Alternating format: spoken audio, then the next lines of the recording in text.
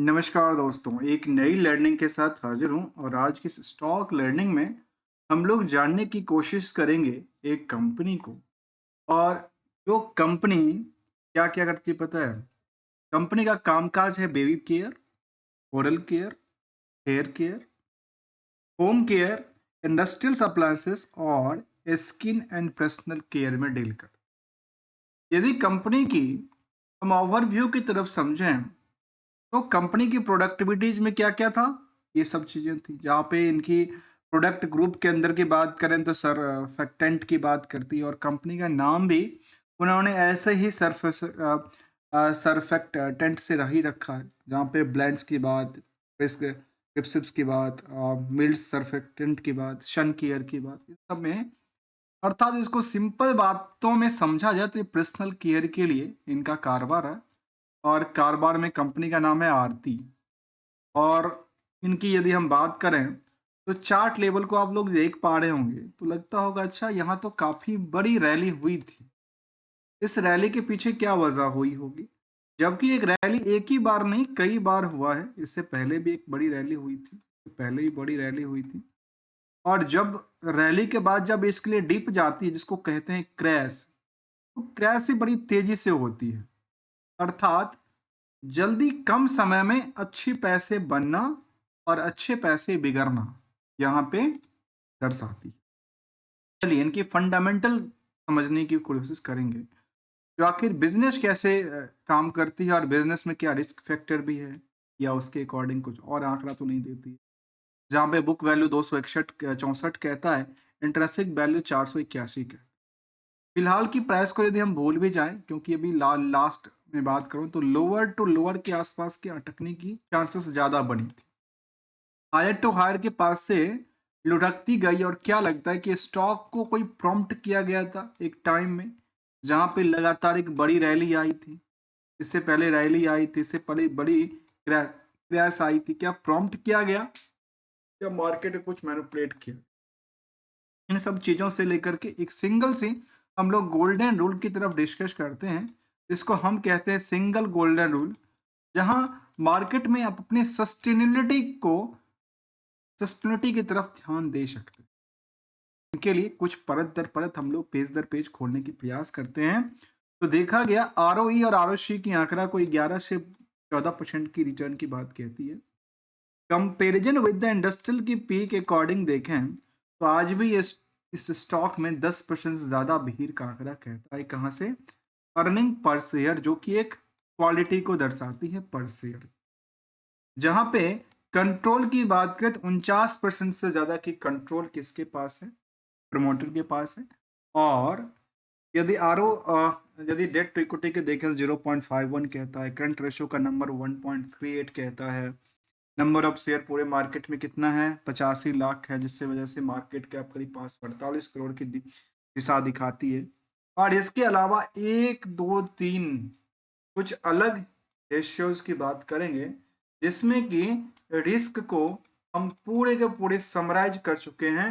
और वो एक डेटा ये आता है कि केवल और केवल हम लोग नेट प्रॉफिट मार्जिन के पीछे जाते हैं, जबकि कंपनी में नेट इनकम मार्जिन देखना चाहिए।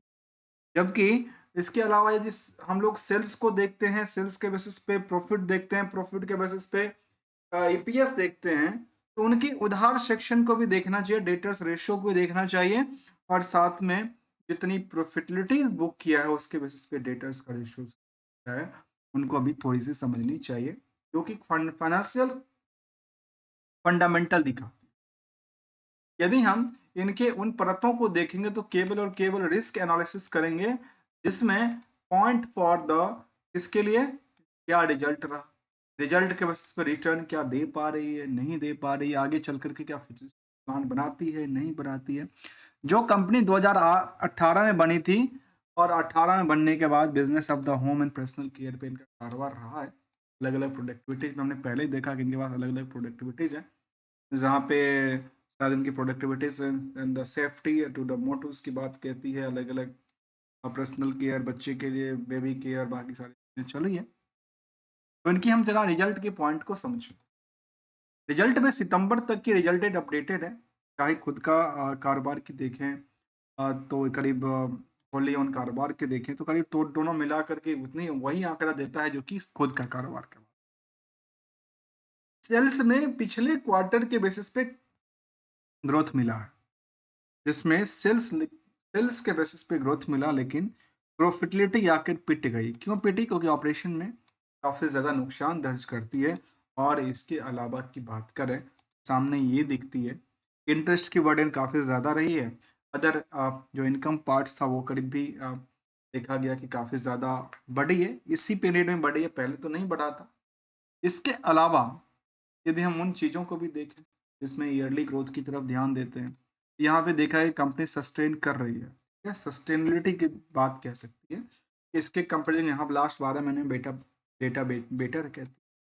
प्रॉफिटेबिलिटी में भी सस्टेन करती है, तो कह सकते हैं कि यहाँ पे बिजनेस इसकी सस्टेन कर रही है। सस्टेन करने के पीछे यदि रिस्क को इम्पैक्ट को समझें तो रिस्क केवल 43 दिन की रिस्क कहती है, और नंबर को लेकर के कंपनी ने कर्ज लिया है। जब कोई कंपनी कर्ज लेती है तो उसको लेकर क्या देखा जाता है, जो मार्केट में आखिर हुआ क्या, तो कर्ज लेकर कंपनी कर क्या रही है, कर्ज लेकर क्या केवल और केवल खाना पूर्ति कर रही है या कुछ और आंकड़ा कहती है। जहाँ फिक्स एसेट उतना ही था, बाकी सारी चीज़ें उतना ही देखा गया। नियर अबाउट की बात करें तो यहाँ पे देखा गया कि इनका बैलेंस शीट की जो वेटेज था वो तो थोड़ा सा बढ़ती हुई नजर आती है, जबकि रिस्क फैक्टर भी कंपनी के पास डेटर्स रेशियोज काफ़ी ज़्यादा रहा है, जिसके लिए हमने समराइज किया था कि टोटल ओवरऑल बिजनेस में 3% की नेट इनकम मार्जिन करती है। जो कंपनी यदि आप डेटर्स रेशियो को देखें तो 14% कहता है। प्रॉफिटेबिलिटीज बेसिस में रिस्क काफ़ी ज़्यादा कहती है, क्योंकि 3% मार्जिन जो है काफ़ी कम होता है, और वो रिस्क फैक्टर करीब 509% की डेटा दिखाती है। इसमें ईयरली ग्रोथ की तरफ देखेंगे तो कंपनी पिछले कुछ सालों की डेटा को देखें तो ये कहती है कि ग्रोथ पिछले कुछ सालों से गिरावट है। प्रॉफिटेबिलिटी में गिरावट देखने को मिला, स्टॉक प्राइस में गिरावट देखने को मिला है, और ओवरऑल कंपनी में क्या थी, इनकी गिरावट। मार्केट स्टॉक प्राइस डिक्लाइन करना मतलब मार्केट को क्या सही दिशा दिखाती है या उसको अपोजिट ले जाए। यदि निवेशकों के इंटरेस्ट जाने तो जैसे हम इसकी बल्क डील की तरफ मूव करते हैं तो सितंबर में इसमें बड़ी हलचल रही थी। सितंबर के महीने में हलचल थी। अब अक्टूबर का पीरियड चल रहा, सॉरी नवंबर का पीरियड चल रहा। इसमें देखा जाए तो फिलहाल इस कंपनी में डीआई की पोजीशन थोड़ी सी बनी है। अब डीआई में कौन से लोग आए ऐसी बात तो उन्होंने साझा नहीं किया है। ओवरऑल जो कंट्रोल है प्रमोटर के पास है, पब्लिक के पास भी अच्छी खासी होल्डिंग है, और 40,000 से ज़्यादा इस कंपनी में निवेशक रही है। लास्ट डेटा की बात।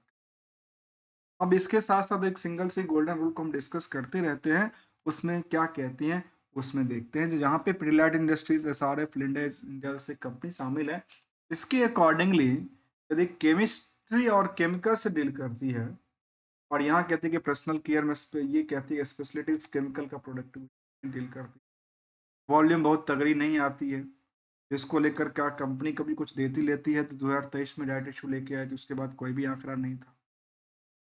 और ओवरऑल डेटाबेस में देखने को मिला कि सेल्स बढ़ गई, प्रॉफिटेबिलिटी में और नेट ऑपरेटिंग में लगातार नुकसान बुक करती नजर आई है। कंपैरिजन विद द जो कि बीएससी सेंसेक्स पार्ट है, लास्ट 3 साल से जब से देखने को मिला है, वहाँ से लगातार इसका गिरती ही चार्ट निकल के आती है। जबकि कुछ कंक्लूजन कहती है कि डेट्स फ्री कंपनी है, company reported the same paying ने कोई डिविडेंड की पार्ट नहीं दिया, और कह सकते हैं कि यहाँ पे जो कंपनी है वो रिटर्न भी बहुत तगड़ी नहीं दिया है। इतनी सी बात है, बाकी कुछ है नहीं, सेंटिमेंटल कुछ कह सकता है, या मार्केट में एक लंबी प्रॉम्प्ट किया जा सकता था। और ये जो टाइम था ना, आप इसको जब देखेंगे तो अचंभित हो जाएंगे। मैं इसकी डेटा को लेता हूँ, उस टाइम पे बल्क डील हुआ था।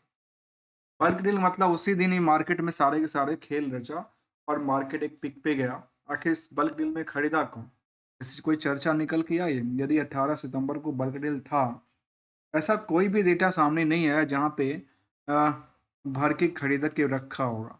तो उनकी चर्चा करें तो देखिए कुछ पार्ट तो ऐसा रहा था जहाँ पे वॉल्यूम में तगड़ी उछाल आई थी, खास करके जो एक सेतु सिक्योरिटीज लिमिटेड है, उन्होंने अपनी पोजीशन में थोड़ा सा बाय करके रखा था। आज भी उनके पास कुछ बाय होगा, और बाद में उन्होंने शायद बेचा हो तो बल्कि से नीचे में बेचा होगा। इसके अलावा देखा गया कि कुछ बड़े प्लेयर यहाँ पे अपनी सेटअप करती हुई नजर आई थी, जिसको कह सकते हैं कि ऑपरेटर्स और मार्केट ट्रेडर के तौर पे ये लोग बने हुए हैं मार्केट में। अब इसके एक सिंपल सी हम उन पार्टों को देखते हैं जहाँ पे हम कहें कि गोल्डन रूल क्या कहते हैं।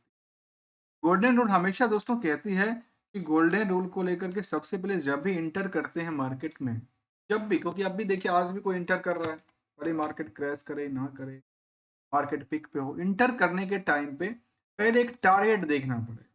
तो जब इंटर करते हैं तो क्या टारगेट क्या है, तो टारगेट देखना के लिए उसके बेसिस पे डिसीजन लिया जा सकता है, क्योंकि एक लंबे पीरियड के लिए हो सकता है, लंबे पीरियड के लिए है तो केवल एफ और एफ को समझना है। एक है फंडामेंटल, दूसरा है फ्यूचरिस्टिक्स।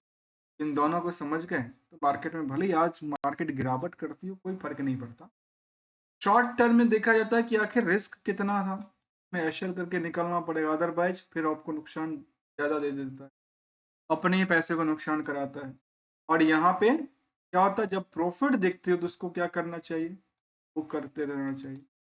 जो रिस्क फैक्टर है वो सबकी अपनी अपनी है, किसी के फाइनेंशियल पोजीशन काफ़ी बेटर है तो ज़्यादा रिस्क ले सकता है, किसी का कम है तो कम रिस्क ले, और झेलने की भी अलग अलग कैपेसिटियाँ होती है हर इंसान के अंदर। जबकि इस कंपनी में ट्रेडिंग का पार्ट काफ़ी कम रहा, केवल सोचे 73 नंबर ही मार्केट में आए ट्रेडिंग पर्पज। हमारे साइड से कोई भी ट्रेडिंग और एडवाइजरी की बात बिल्कुल नहीं है, only learning point of view हम लेके आते हैं, समझने की कोशिश करते हैं और आपके सामने रखते हैं विदाउट किसी रिकॉर्डेशन एडवाइजरी को लेकर के। हमने कंपनी को लेकर के समझने की कोशिश की। यदि आपको अच्छा लगा हो तो वीडियो को लाइक, चैनल को सब्सक्राइब करना मत भूलिएगा। थैंक यू फॉर वॉचिंग है।